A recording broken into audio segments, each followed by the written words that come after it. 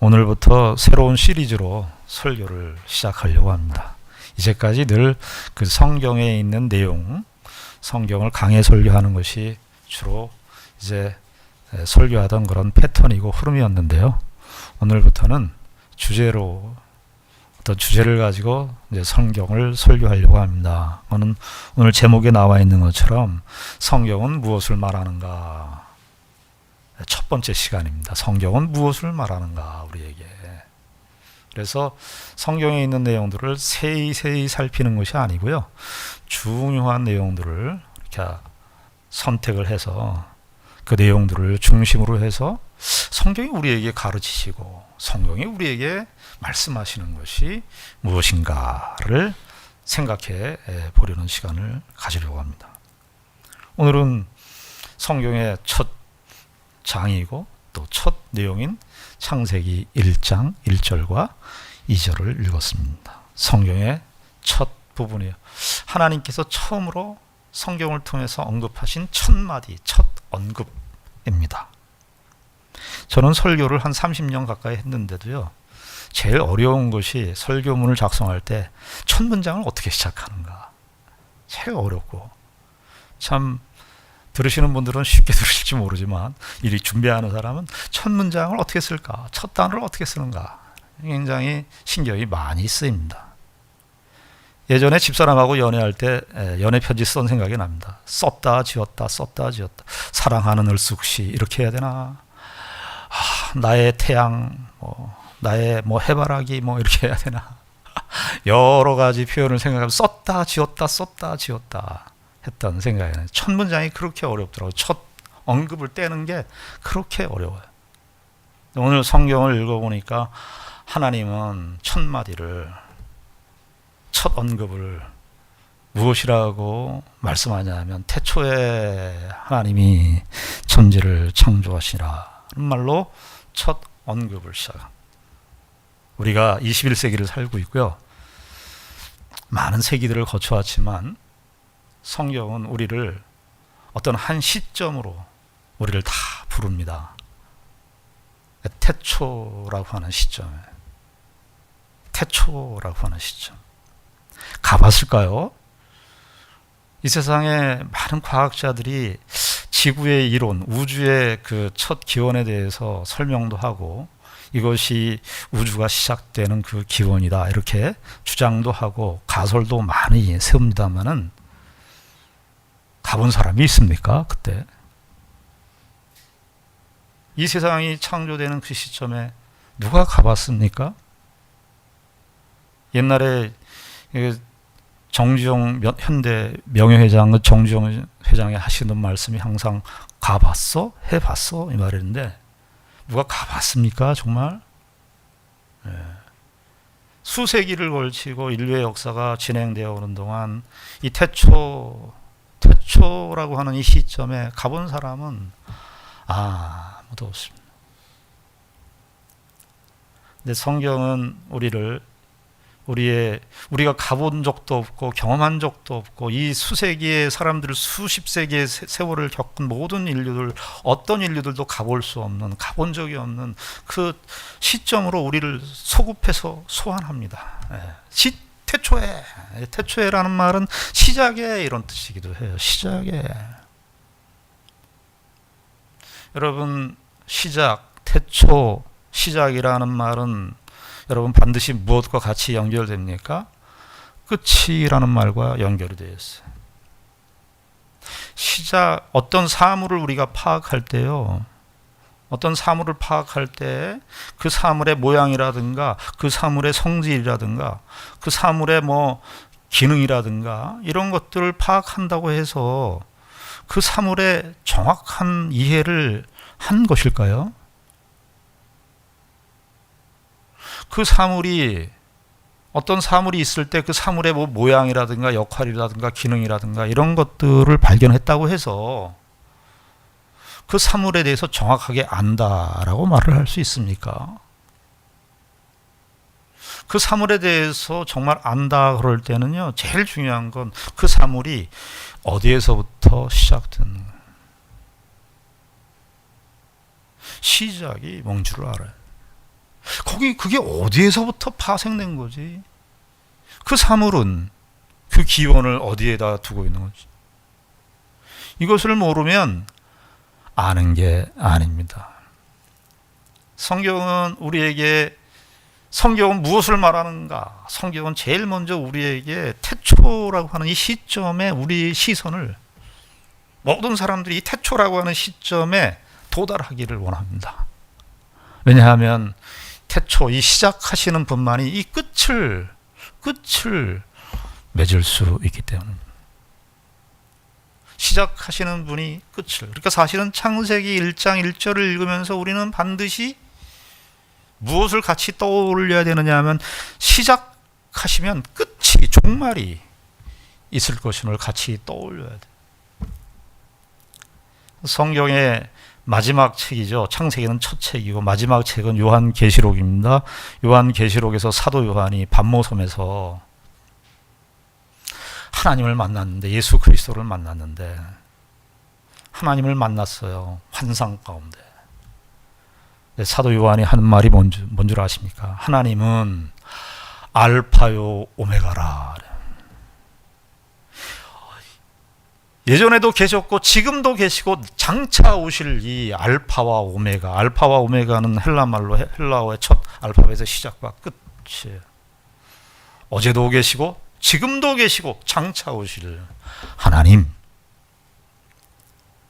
사도 바울은 로마서 1장서부터 11장까지 하나님의 구원에 관한 그 경륜을 아주 쭉 써내려갑니다. 인류의 역사를 연대별로 하는 게 아니에요. 성경 기자들이 연대별로 무슨 일이 일어났다 이런 거 얘기 안 합니다. 전체 흐름, 사상적 흐름, 하나님과 인간의 관계, 인간과 인간의 관계, 이런 부분에 대해서 심도 있게 근본적인 차원에서 이야기를 하죠. 로마서에서 우리가 잘 아는 믿음의 도리를 설명하는 로마서가, 우리는 어떻게 믿게 되는가, 인류는 어떻게 믿음으로 하나님 앞에 나아가는가, 이 부분을 쭉 다루면서 9장서부터 11장까지 어떻게 이스라엘에게 주어진 그 하나님의 은혜 언약이 이방인에게로 우리에게까지 확대되었는가, 이것이 있어야 되겠죠. 이 설명이 가능해야 돼요. 하나님의 은혜의 복음이 이스라엘에게서 어떻게 이방인에게로 넘어갔는가, 이 부분이 설명이 명쾌해야지 우리가 서 있는 위치를 알게 되는 건데, 바울 사도께서 로마서 9장서부터 11장까지 쭉 그 이야기를 합니다. 그러면서 로마서 11장의 마지막에 이렇게 얘기하죠. 만물이 주로 말미암고, 주로부터 시작하고 주로 말미암고 주께로 돌아간다. 태초에 사도 바울도 그렇고 사도 요한도 그렇고 그 환상에 대한 내용, 그리고 하나님의 말씀에 대한 내용을 깨달았을 때 항상 그들이 염두에 두었던 가장 먼저 염두에 두었던 사실은 아마 창세기 1장 1절에 이 태초에 하나님이, 태초라고 하는 이 시점에 우리를 다 초청합니다. 태초의 시점에 초청해놓고 뭐라 그럽니까? 거기도 첫 번째 주어가 나와요.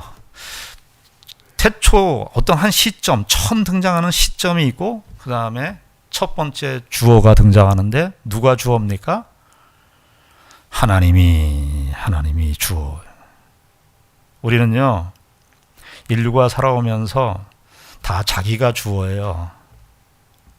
내가 주어예요. 우린요, 시대가 이렇게 발전되어 오면서, 진보되어 오면서 무슨 현실을 우리가 같이 겪고 있냐 하면, 내가 주체가 되는 그 흐름과 성향이 점점 더 심화되고 강화되는 흐름 속에서 우리가 살아가고 있습니다. 나라고 하는 주어에 익숙해 있고, 나라고 하는 주어를 중심으로 해서 세상을 바라보는 데 익숙해 있고요. 나라고 하는 감정도 굉장히 중요하게 생각하는 것이 이 세상의 흐름입니다. 그래서 네가 싫으면 하지 말라는 거죠. 근데 성경을 읽으면서도 그래요. 성경을 읽으면서도 빨리 적용을 해달라는 거예요. 내가 어떻게 살아야 되는지 이 얘기를 먼저 빨리 해달라는 거예요. 그런데요, 창세기 1장 1절서부터 2장 3절까지가 한 단락인데요, 거기에는 아무 주어도 안 나타나요. 무슨 주어만 나타나느냐 하면 하나님이, 최초의 주어 하나님이. 여러분, 단추를, 이런 예를 제가 자주 듭니다만은, 옷을 입으면 단추를 잘 꿰야 되죠. 와이셔츠를 이렇게 입으면 단추를 처음부터 이렇게 잘 꿰야 됩니다. 근데 우리의 생각과 우리의 삶의 모든 시작을, 주어를, 이 성경을 읽는, 첫 창세기를 읽는 모든 사람들은 주어를 누구를 둬야 되느냐 하면 여호와 하나님. 우리가 어떻게 살아야 됩니까? 우리가 어떻게 반응해야 됩니까? 내 감정은 무엇입니까? 내가 지금 당하는 현실에 대해서 하나님, 제가 어떻게 해야 됩니까? 내가 무엇을 지금 결정하고 선택해야 됩니까? 제가 무엇을 추구하면서 살아야 됩니까?를 말하기 이전에 하나님이라고 하는 주어 앞에 다 서야 합니다. 하나님이. 여러분, 소통이라고 하는 것이 무엇이죠? 소통이라고 하는 것은 그 사람의, 상대방의 이야기를 듣는 것이 소통의 가장 기본적인 원칙이죠. 제일 더 분명하게 얘기하자면 소통이라고 하는 것은 상대방에게 주어의 자리를 주는 것입니다. 주어의 자리를 주는 거예요. 주어가, 그 상대방에게 주어의 역할을 줘서 그 주어로 그 사람이 이야기하는 것을 듣는 것입니다. 근데 이야기를 듣는데 자꾸 내 생각이 나고 내 얘기가 자꾸, 내 상황이 자꾸 떠올라서 말을 끊고 들어가요. 그러면 소통이 안 되는 겁니다. 소통이 안 되는 것은요, 상대방에게 주어의 자리를 주지 않기 때문입니다. 제가 성경은 무엇을 말하는가 이 이야기를 할 때 이런 식으로도 안 했어요. 우리에게 하나님은 무슨 말씀을 하시는가, 이것도 없어요. 나에게 필요한 것이, 인생에 가장 필요한 해답이 무엇인가, 이렇게 안 했어요. 나의 지금 이 고민이 있는데 이 고민을 해결하는 그 답이 성경에 무엇인가, 이렇게 안 해요. 성경은 우리에게 무엇을 말하는가? 성경은 무엇을 말하는가? 1장 1절 2절 딱 읽었는데, 태초라고 하는 말과 하나님이, 이 1장 1절서부터 2장 3절까지가 큰 하나의 단락인데요. 하나님이, 엘로힘이라는 단어를 썼는데 하나님이라고 하는 게 35번 등장합니다. 다 하나님이 주어예요. 우리가 결론적으로 미리 얘기해보면 이 세상을 하나님께서 창조하셨는데 이 창조를 바라보는 관점이, 그러니까 우리가 살아가는 이 세상이 다 창조된 세상 속에서 우리가 살아가는데, 우리가 살아가는 모든 인류가 가져야 되는 첫 번째 주어의 자리를 누구를 둬야 되느냐? 하나님 그분을 둬야 된다. 하나님이 35번 나와요. 7의 배수죠? 7의 배수. 7, 5, 30. 그래서 이게 창세기 1장 이렇게 보면은요, 7 사이클로 많이 돌아가요. 우리가 1장 1절과 2절 읽었는데요. 우리 한글 성경은 그걸 다 살려내지 못했지만은 히브리어 성경을 보면은 1장 1절은요, 7개의 단어로 구성됐어요. 몇 개의 단어? 7개의 단어. 근데 2절은 14개의 단어로. 그리고 여러분 창세기 읽어보시면 하나님이 보시기에 좋았더라. 이 피조물을 지으시고 난 다음에 6일간의 창조를 하시고 난 다음에 그 표현이 나오는데, 보시기에 좋았더라. 이 창조가 다 완성된, 하나씩 그 날에 완성된 것을 보면서 하나님께서 최종적으로 평가하시는 하나님 쪽에서의 반응을 이야기하는 내용이 하나님이 보시기에 좋았더라가 7번. 그대로 되니라 7번. 여기 천지라는 말이 나오는데 하늘, 샤마임이라고 하는 단어가 21번. 그리고 땅이라고 하는 단어, 에레츠라고 하는 단어인데 이 땅도 21번. 제가 곱하기를 해드려야 되나요? 7의 사이클로 하나님의 완전하신 창조를 말하는데 주어가 뭐라는 거예요? 하나님이에요. 우리는 창세기 1장 1절의 이 선언 앞에 우리 모든 것을 다 내려놓아야 합니다. 태초에 그 우리가 알고 우리가 파악할 수도 없는 그 영원한 태초에 갔는데 거기에 하나님이 그 하나님 앞에 우리는 무릎을 꿇고 그의 음성을 들어야 해. 우리의 입을 닫고 우리의 생각을 멈추고. 이거 참 현대인들 잘 못하죠. 침묵하는 거 잘 못하죠. 침묵을 안 하다 보면요, 침묵을 안 하고 내 말을 자꾸 하다 보면 객관성을 놓쳐버려요. 그래서 상황 파악도 잘 안 되고, 내가 또 뭔가를 먼저 말했기 때문에 그 말에 내 스스로가 갇혀버리고, 그래서 스스로 갇혀버리는 정도뿐만이 아니라 이제 말을 했으니까 그것이 나의 고집이 되고, 그래서 특별히 하나님과의 관계에 있어서 하나님께서 이 하나님이 주, 하나님이 주, 여호와 하나님이 엘로힘이, 여러분 이 1절에 있는 말씀은 또 무슨 생각을 하게 합니까? 태초에 하나님이 천지를 창조하시니라. 6일 동안 다 창조하셨는데 하나님이 계시고 천지를 창조하셨습니다. 천지. 그러니까 하나님과 천지가 있어. 온 세상, 온 우주인데요. 여기서 이 천지라고 하는 것은 우리가 보는 이 하늘, 땅 이런 차원이 아닙니다. 좀 더 깊은 차원의 틀이에요. 그래서 이 하늘, 학자들마다 가장 분분한, 이 성경의 해석에 가장 분분한 이 디베이트가 많이 되어 있는, 걸려 있는 본문이 뭐냐면 이 창세기 1장 1절 2절이에요. 가장 가능한 해석은 이 천지는, 이 하늘이라고 하는 것은 하나님께서 보이지 않는 영적인 세계까지도 창조하신 그 하늘로 보여요. 나중에 나오는 궁창과 다릅니다. 같은 단어를 썼지만 우리가 보는 하늘은 그 궁창이고요. 여기서 1절에서 나오는 그 천지는 그 더 깊은 차원의, 더 넓은 차원의 틀입니다. 그런데 어찌 됐든 하나님께서 이 창조하신 이 피조 세계가 있고 하나님이 계세요. 어떻습니까? 무슨 말을 하려는 겁니까? 하나님과 이 피조된 세계는 매우 밀접하다. 매우 밀접하다. 좀 더 정확하게 얘기하면요, 하나님께서 창조하신 이 세계는 모든 게 다 하나님의 하나님 되심이 드러나는 증거다. 하나님과 그의 피조물이 이렇게 밀접하게 관련되어 있다. 우리가 살아가는 모든, 경험하는 이 세계 모든 세상에, 이 피조된 모든 세상들은, 칼빈 선생님 같은 분은 하나님의 낙인이, 하나님의 손도장이 우리의 생물 하나에, 우리의 그 풀 하나에, 그리고 아궁이에 던지우는 들풀 하나에도 하나님의 손이, 하나님의 낙인이 다 찍혀 있다.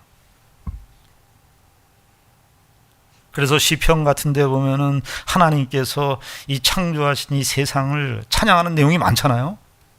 하나님께서 창조하신 그 세상을 찬송하면서 하늘의 별들을, 시편 8편 같은 데 보면 하늘에 하나님의 손가락으로 지으신 저 별과 달을 보면서 얼마나 그 심도 있게 깊이 있게 시로 창조주 하나님을 고백하는 것을 보는데, 시편 139편은 좀 더 이것이 진전돼서요, 거기엔 하나님이 모든 우리의 영역 가운데 편지하고 계신다.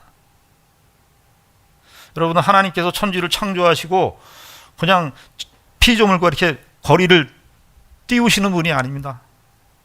하나님은 창조하신 이 피조계 전체에 충만하게 임재하고 계세요.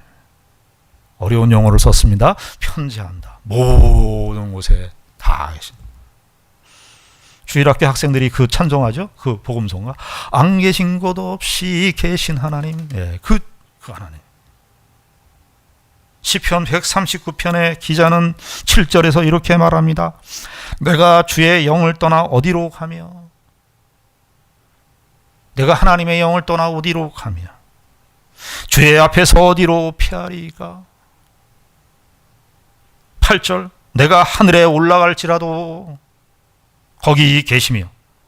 수월이라고 하는 것은 구약 시대에 아주 그 깊은 밑바닥 세계를 가리키는데, 수월에 내 자리를 펼지라도 거기 계시나이다.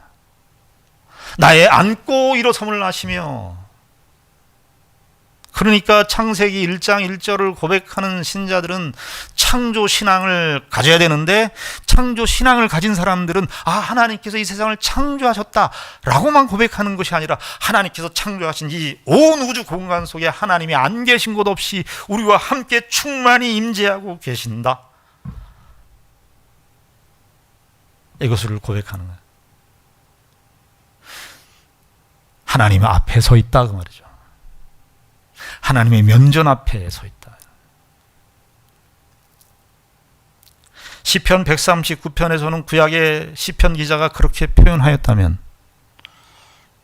신약에서는 1세기 때의 대표적인 그 지성과 문화와 그 당시 때 최고의 헬라 철학의 아주 그 중심지라고 할 수 있는 아테네.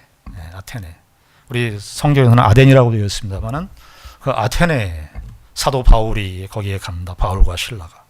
근데 거기 사도행전 17장에 보면은 사도 바울이 그 아테네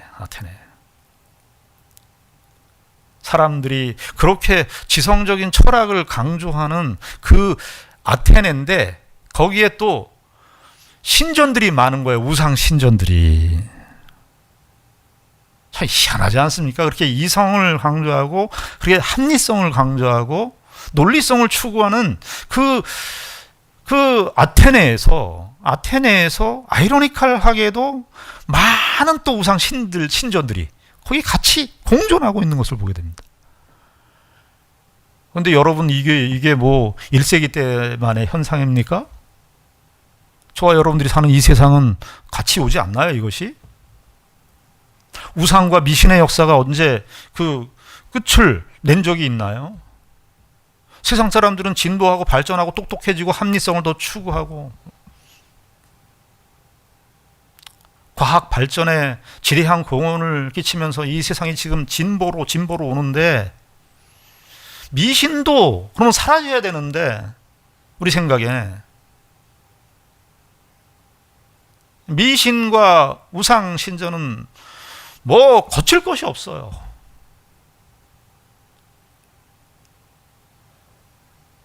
그 홍대 앞에 가면 홍대 그 신촌이 홍대, 이대, 연대 이렇게 대학가 아닙니까? 근데 홍대 거리에 가보면 그 식당 하나 건너서 타로집이 있어, 타로집. 그 대학생들이 다 보는 거예요. 그런데 그때 아테네가 똑같았습니다. 사도 바울과 실라가 그때 아테네에 가니까 사도 바울이 그때 그걸 보면서 뭐라고 표현하느냐 하면요, 사도 바울이 격분을 했다. 저는 이 표현이 너무너무 멋있어요.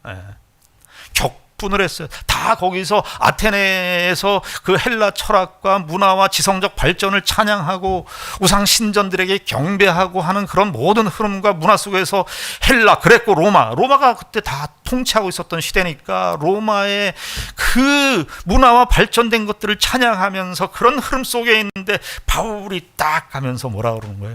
격분하는 거예요. 뭐 때문에 격분할 수 있는 거예요? 근거를 아니까.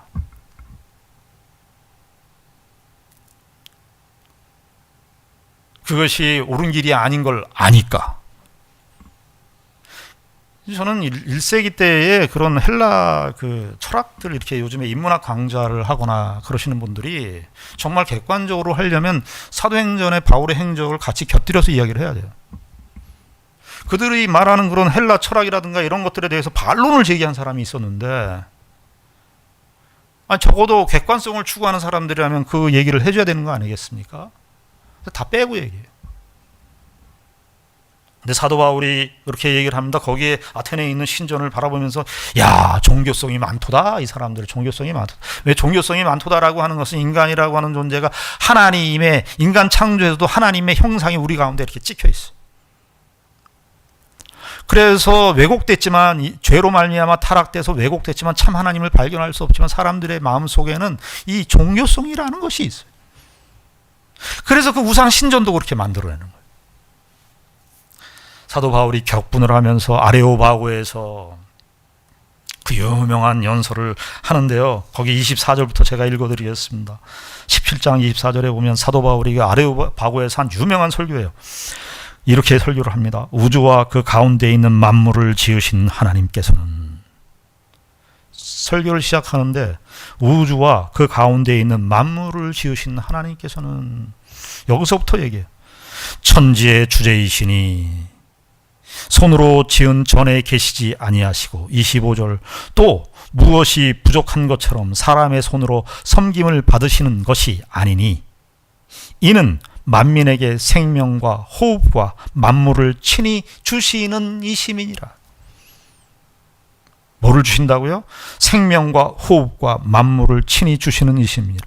천지를 창조하신 하나님을 이야기하는데, 그 고대에 있었던, 태초에 있었던 하나님의 천지의 창조를 얘기하는데, 그 천지 창조를 어떻게 얘기해요? 지금 가장 분명한 현실, 창조주 하나님에 대한 가장 분명한 현실, 너희들이 지금 생명과 호흡과 만물을 친히 주시는, 이 현재형으로서 친히 주시는 분 이심이라. 26절, 인류의 모든 족속을 한 혈통으로 만드사, 창세기에 있는 내용을 다 그대로 해석한 겁니다. 인류의 모든 족속을 한 혈통으로 만드사 온 땅에 살게 하시고 그들의 연대를 정하시며 거주의 경계를 한정하셨으니, 27절, 이는 사람으로 혹 하나님을 더듬어 찾아 발견하게 하려 하심이로되 그는 우리 각 사람에게서 멀리 계시지 아니하시고, 다른 말로 얘기하면 우리 안에 늘 있으신 분인데, 우리 앞에 늘 있으신 분인데 멀리 계시지 아니하시도다. 28절, 우리가 그를 힘입어 살며 기동하며 존재하느니라. 사도 바울의 아레오바고의 그 유명한 창조신앙에 대한 설교, 우리는 아닙니까? 우리도 이 하나님의 복주심과 하나님의 은혜 속에서 살고 있지 않습니까? 메추엘이라고 하는 구약 주석가는 이렇게 얘기를 했어요. 창조를 어떻게 얘기했냐면, 우리 하나님께서 우리에게 아름다운 큰 위대한 집을 지어주신 것이다.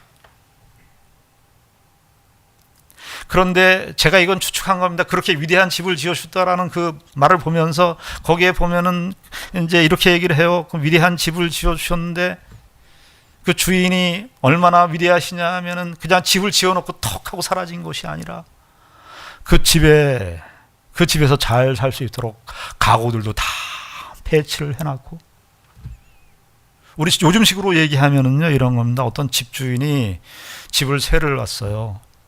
근데 집만 덩그러니 세를 놓은 게 아니라 빌트인을 다 해놨는데, 빌트인 정도가 아니라 냉장고 문을 열었더니 우리가 먹고 건강한 음식을 언제든지 먹을 수 있는 음식을 다 배려해 놓은 거예요. 그런데 하나님께서 이 천지를 창조하시고, 사실은 하나님이 이 천지를 창조하신 목적은 뭐냐면은 우리를 위한 것이에요. 왜냐하면 6일째 창조될 때에, 6일째 창조되는 우리 인간이 마지막 날 하나님께서 창조하셨다는 것은 하나님께서 첫째 날부터 지으신 그 모든 것들이 바로 우리를 위한 것이기 때문에, 인간의 가장 좋은 것으로. 여러분, 그런데 오늘 요즘에 얼마나 우리가 집 때문에, 전셋값 때문에 정신이 없습니까? 부동산 때문에 난리죠. 그런데 이 천지의 창조주이신 주인이신 이 주인은 한 번도 우리에게 전셋값 올려달라고 한 적이 없어요. 우리에게 다 주셨는데 무상으로 주시고, 온 삼라만상에 우리의 먹을 것과 양식을 다 차려주시고, 이 음식과 우리 이 모든 먹는, 우리가 살아가는 모든 것들이 생산이 안 되면요 먹을 수가 없어요. 먹을 수 없으면 다 죽는데요.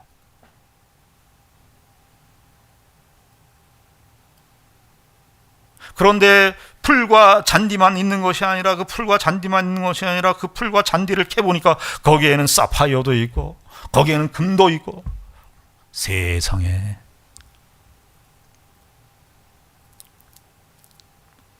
그런데 우리가 창세기 1장을 보면서 창조신앙, 하나님께서 창조하신 세상, 이 하나님의 창조에 대해서 우리가 감사하고 경배해야 됩니다마는 우리가 한 번 더 여기서 생각해야 될 내용이 있어요. 그건 뭐겠습니까? 하나님 쪽에서 우리는 이 피조된 세계, 이 창조 세계의 그런 찬란함과 위대함을 바라보면서 하나님을 찬송하지만 우리의 입장에서는 하나님 쪽에서는 이 창조가 어떤 일이었겠느냐를 생각해야 됩니다. 여러분, 하나님 쪽에서는 이 세상을 창조하신 것이 어떤 것이겠습니까? 사실은 하나님은 창조된 세상보다 더 크고 더 위대하시고 더 넓으시고 영원하신 분이신데, 사실은 하나님께서 이 창조된 세상을, 천지를 창조하셨다는 사실은 하나님은 스스로를, 자기를 제한하신 겁니다. 크고 넓으신 하나님께서 본질로는 영원하신 하나님, 무한하신 그 깊이와 넓이를 헤아릴 수 없는 그런 놀라우신 분인데, 피조된 세상 천지 창조를 하심으로써 하나님 입장에서는 자기를 제한하신 거예요. 자기를 제한하셨어요. 왜 창조된 세상이 자기를 제한하셨다는 사실이 왜 중요하냐 하면, 하나님께서 이러한 방식으로 자기를 제한하는 이 방식의 관점에서 궁극적으로 예수 그리스도의 십자가는 무엇입니까? 하나님께서 자기를 제한하시는 그 생각의 연장이신데 하나님이 자기를 내어주심으로, 하나님께서 자기를 내어주심으로 창조된 세상은 우리가 우리의 입장에서 보면 그 풀 하나, 그 꽃 하나 무슨 너무나 찬송하고 하나님 앞에 마땅히 경배해야 되지만, 우리의 감사와 우리의 경배의 깊이는 하나님 쪽에서 생각하면 하나님은 자기를 제한하신 거예요. 우리를 위해서.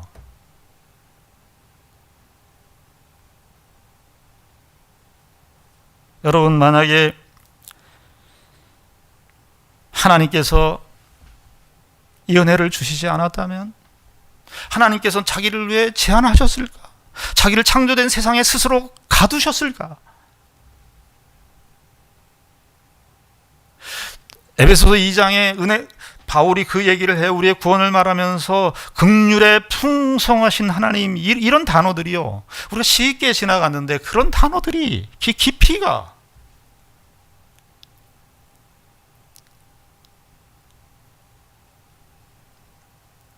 우리는 이 하나님, 천지를 창조하신 하나님, 자기를 제한하시고 이 세상에 제한에 들어오시는 그 하나님에 대하여 우리는 마땅히 어떻게 해야 되겠습니까?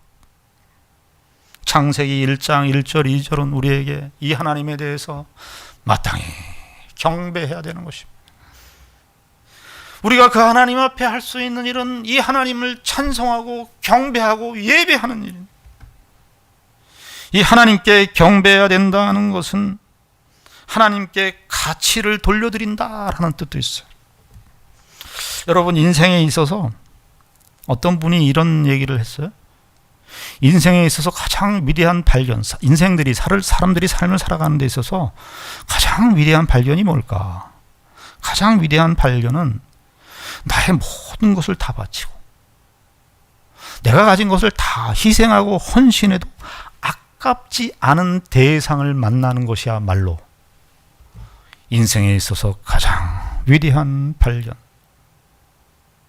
창세기 1장 1절 2절은 우리로 하여금 우리의 모든 것을 다 바치고 모든 것을 다 희생하고 모든 것을 다 헌신해도 아깝지 않을 그 하나님을 우리에게 말해주고 있는 것입니다. 여러분, 우리가 이 부부간의 그 사랑이 그런 것 아니겠어요? 아깝지 않아. 내가 줘도 아깝지 않아. 여러분 남편분이 돈 벌어오면서 난 힘들어서 못 살겠어. 당신이 돈 다 가져가. 월급 다 가져가. 나 못 살겠어. 더 이상 안 해. 그런 남편이 있습니까?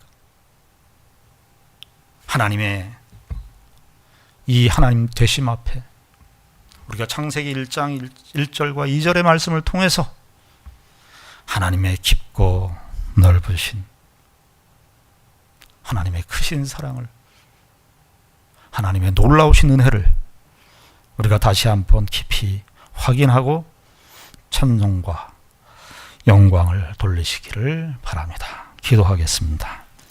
하나님 아버지 은혜를 감사합니다. 하나님께서 주인이 되어주시고 하나님께서 온 세상에 이 모든 것들을 지으시고 창조하시고 우리와 함께 하시며, 그러나 하나님께서는 우리를 위해서 스스로 자신을 낮추신 것이며 제한하며 들어오신 하나님의 사랑입니다. 더 깊고 더 풍성한 이 하나님의 하나님 되심을 찬송하고 그 하나님을 배워나가며 그 하나님의 은혜를 더 깊이 찬송하며 경배하는 우리 모두가 되게 하여 주시옵소서. 예수님 이름으로 기도드리옵나이다. 아멘.